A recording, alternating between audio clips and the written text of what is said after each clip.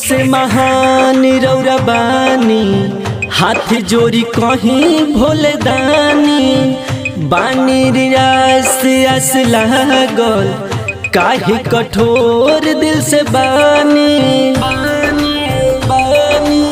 हो भोले दानी, सबसे महान रौरा बानी, हाथ जोड़ी कहीं भोले दानी।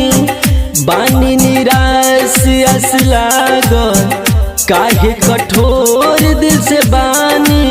कैसे आए तोहारी नगरिया हो, चललो न जाला पड़ल गोर में छाला।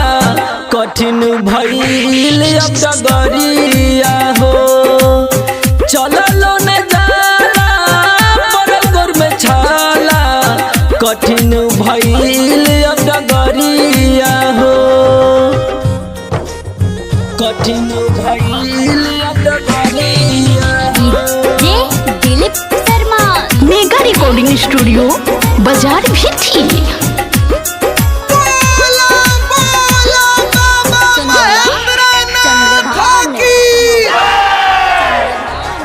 सोया पहाड़ के हो कठिन चढ़ाई, साथ दे के बेरा पर लगाई।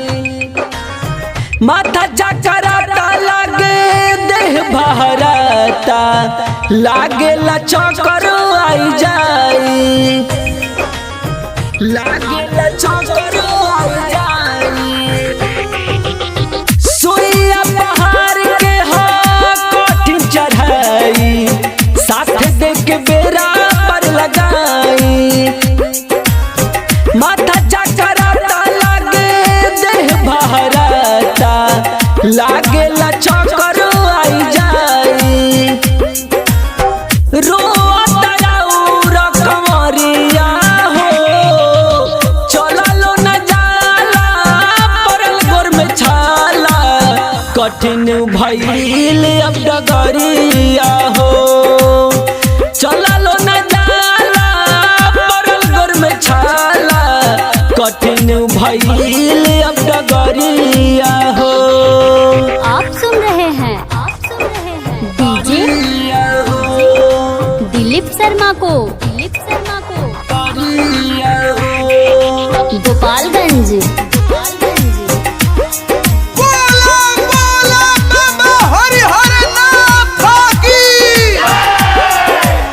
राजा रणबीर चरण बखर दिलोर से, एक बार बोला ले अपना नगरी। राहुल छप रहिया जलवा खार बार लेके, बान्ही के गेरुआ रंग पगरी, बान्ही के गेरुआ रंग पगरी।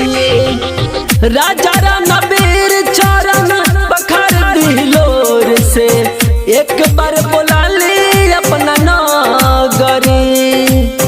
राहुल छप रहिया जलवा खार बार लेके, बान्ही के गेरुआ रंग पगरी। बसाइला नय अपन नगरिया हो, चललो न जाला पड़ल गोर में छाला। कठिन भइल अब डगरिया हो, चललो न जाला पड़ल गोर में छाला। कठिन भइल अब डगरिया हो। सबसे महान रौरा बानी, हाथ जोड़ी कहीं भोले दानी। बानी निराश आस लागल, काहे कठोर दिल से बानी। कैसे आए तोहारी नगरिया हो, चललो न जाला पड़ल गोर में छाला। कठिन भइल अब डगरिया